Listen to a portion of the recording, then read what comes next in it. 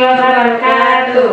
Selamat pagi anak-anak. Pagi Bu. Bagaimana kabarnya hari ini? Alhamdulillah sehat Bu. Baiklah, pada hari ini kita akan belajar Al-Quran hadis. Apakah anak-anak ibu sudah siap untuk pembelajaran kita pada hari ini? Sudah Bu. Baiklah. Baik, sebelum memulai pembelajaran kita berdoa terlebih dahulu. Kepada ketua kelas diminta untuk memimpin doa.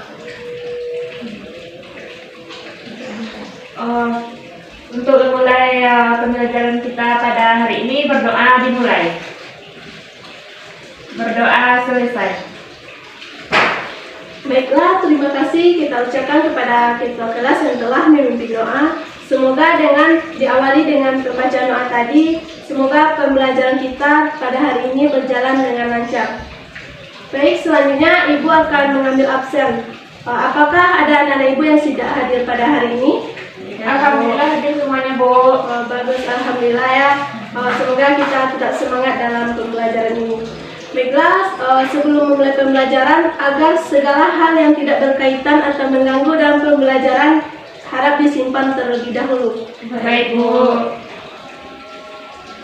Baiklah, sebelum kita melanjutkan pada pembahasan selanjutnya, Ibu ingin mengulas materi kita pada minggu lalu.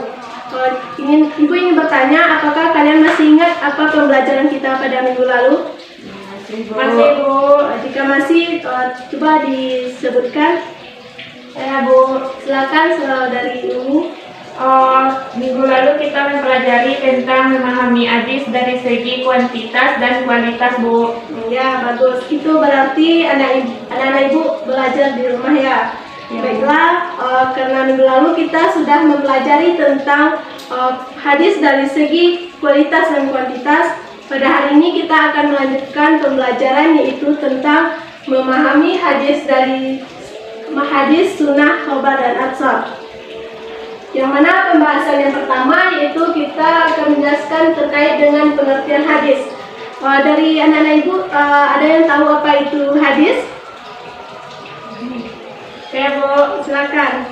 Menurut saya hadis itu segala sesuatu yang disandarkan kepada Nabi Muhammad Bu. Ya, bagus. Ada lagi?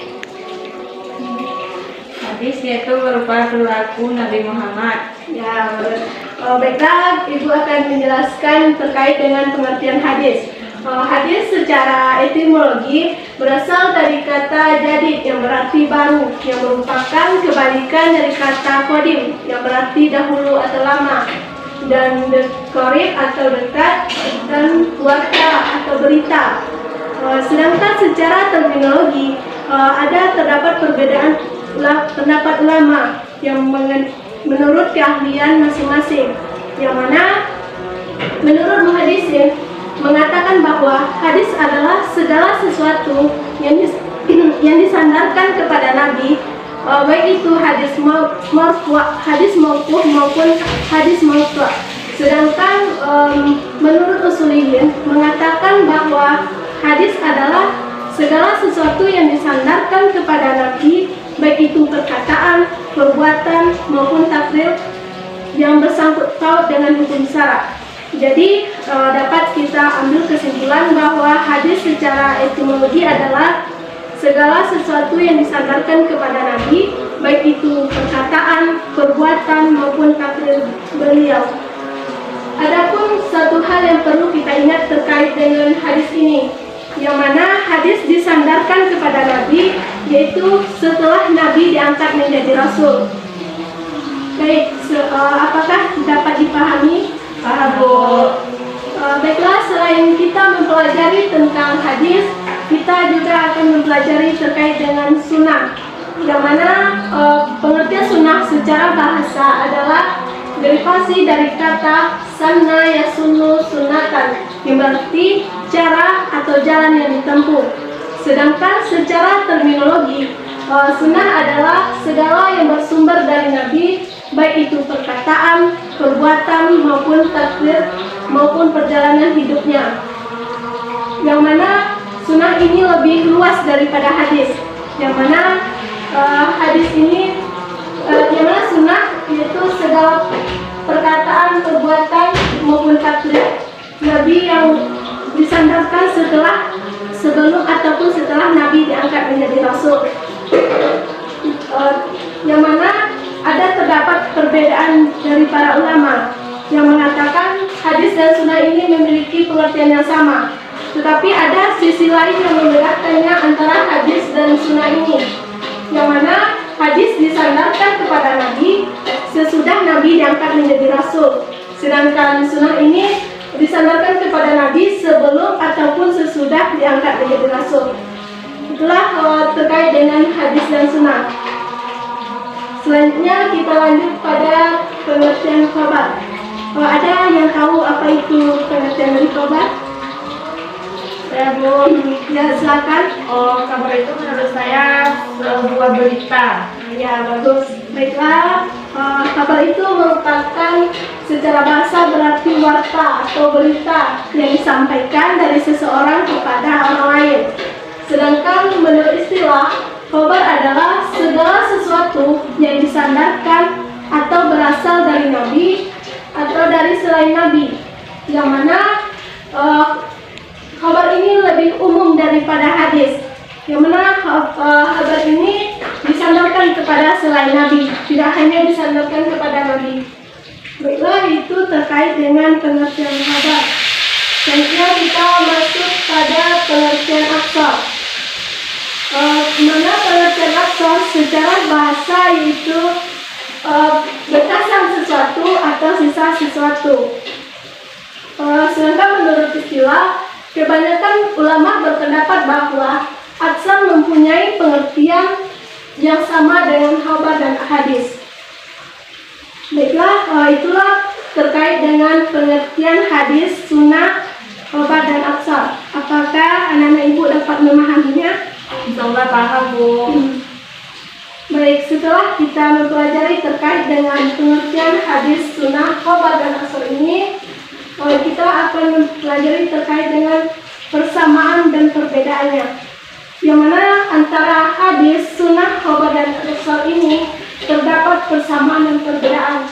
Yang pertama, kita membahas terkait dengan persamaan hadis, sunnah, khabar dan aksar. Menurut sebagian ulama, antara keempat istilah ini adalah muradir, yang mana mempunyai pengertian yang sama.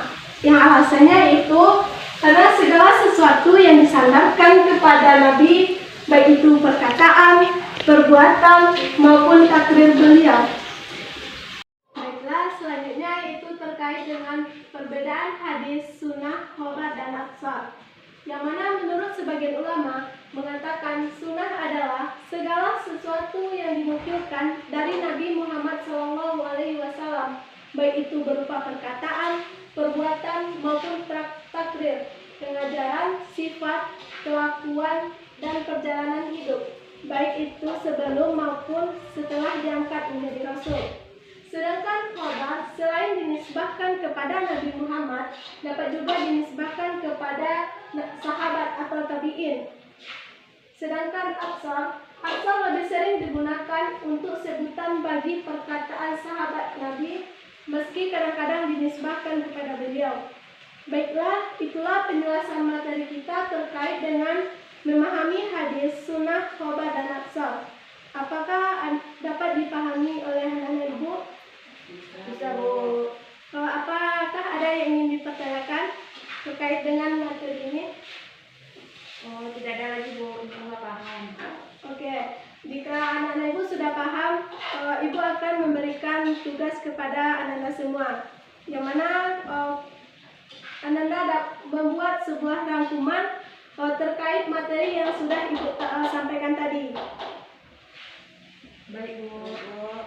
Bila ibu akan memberikan kesimpulan terkait materi hadis, sunnah, khabar dan aksar ini, yang mana hadis adalah segala sesuatu yang disandarkan kepada Nabi, baik itu perkataan, perbuatan maupun takrir. Sedangkan sunnah adalah segala sesuatu yang disandarkan kepada Nabi, baik itu perkataan maupun perbuatan dan takrir, baik setelah ataupun sebelum Nabi diangkat menjadi Rasul. Sedangkan khabar itu berita yang disampaikan dari Nabi Muhammad SAW ataupun sahabat dan tabi'in. Sedangkan asar itu sama dengan pengertian hadis dan sunnah. Baiklah, mungkin itulah kesimpulan pembelajaran kita pada hari ini. Jika ada kesalahan, ibu mohon maaf. Assalamualaikum warahmatullahi wabarakatuh. Warahmatullahi wabarakatuh.